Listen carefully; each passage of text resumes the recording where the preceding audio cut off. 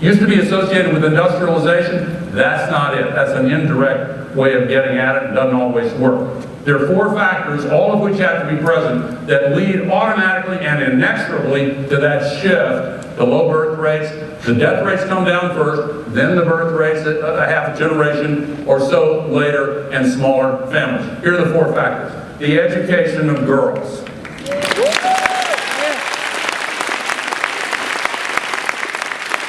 Number 2, the empowerment of women to take part.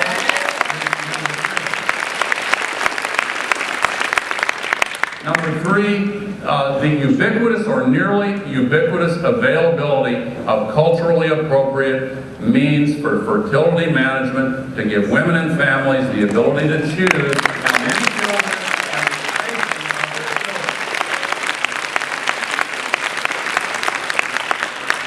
children. Separate from the abortion issue, and they're culturally appropriate. This is happening all over the world. 4th, and most importantly, higher child survival rates, which sometimes some people hear as counterintuitive, but an African leader 70 years ago, Julius Nyerere, said that the most powerful contraceptive in the world is the confidence by parents that their children will survive.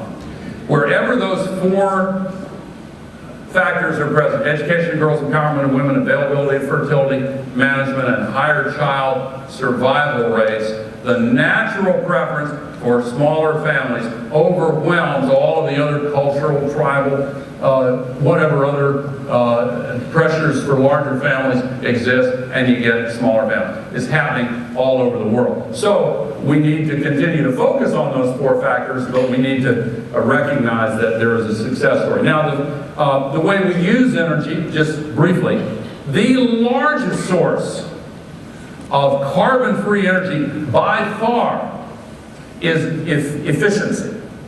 And that is because we are still using these incredibly inefficient and wasteful technologies, many of them more than 100 years old, that are ridiculously inefficient.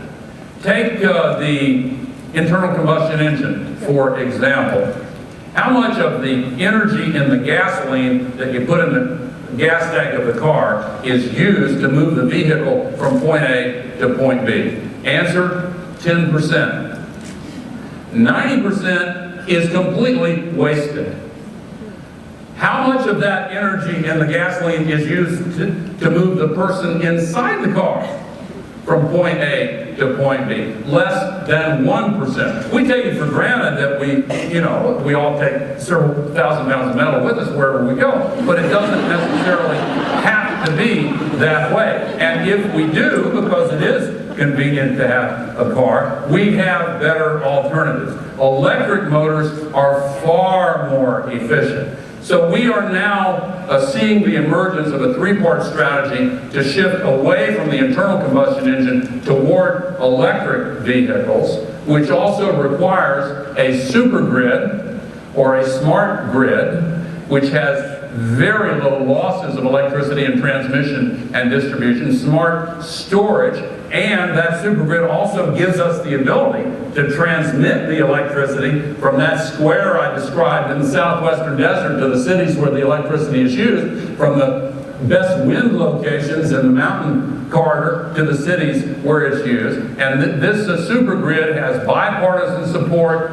It is not without controversy, but it is now beginning to happen, and it is a good thing. And then storage. And the electric vehicles, a car on average is used only 7% of the time for transportation, and electric cars are batteries. And one of the classic energy problems is battery storage. Well, we think of a battery as one thing. What about a widely distributed battery? That's what a fleet of millions of electric vehicles gives us. And then we can time shift. We now have huge excess electric generating capacity just to take care of the peaks, which occur only a few hours a day, and the real peak's only a few hours a year, and only a few days of the year. And the peak use is twice as much as the average use. We have better storage then we don't have to spend as much money, we don't have to generate as much waste, and these standby generators that they use for the peaks, they crank them up, and it's sort of like if you drive a car by putting the accelerator all the way to the floorboard and then slamming on the brakes and then putting it to the floorboard again, slamming on the brakes again. That's the way they run these standby generators. What kind of mileage do you get if you follow that driving pattern? Well, that's the kind of efficiency they get in using those standby generators. So these solutions are readily available, and efficiency and a supergrid are a big part of it. Now, the final section of the book. I mentioned the chapter on how we think, so I'll skip over that, but there are two other chapters in that section. One is on the politics of the climate crisis.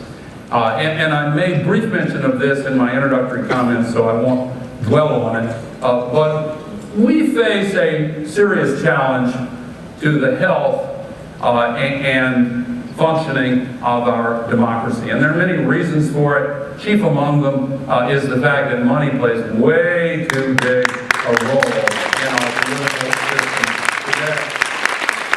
And one of the reasons is not partisan, one of the reasons is that 80% of the money by politicians in both parties is now spent on 30-second television ads.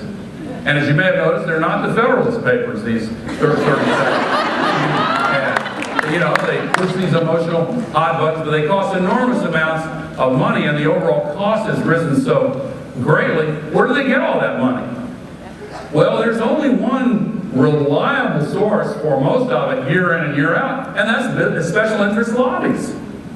And so, in many cases, they don't go to the committee meetings or the debates on the floor now because they don't have time. There are these functions of raising money.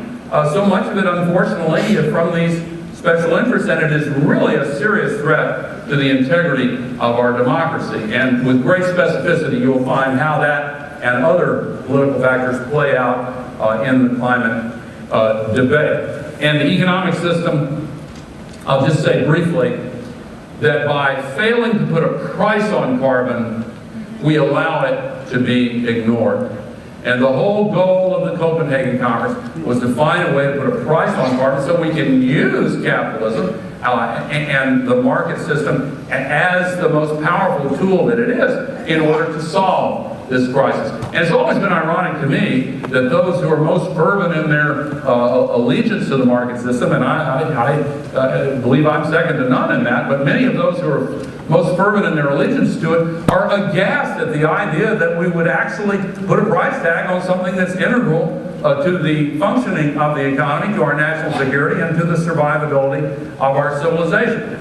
There are other factors as well. Short-termism, the quarterly reports, the incessant focus on very short time horizon instead of looking at a business cycle or the next generation.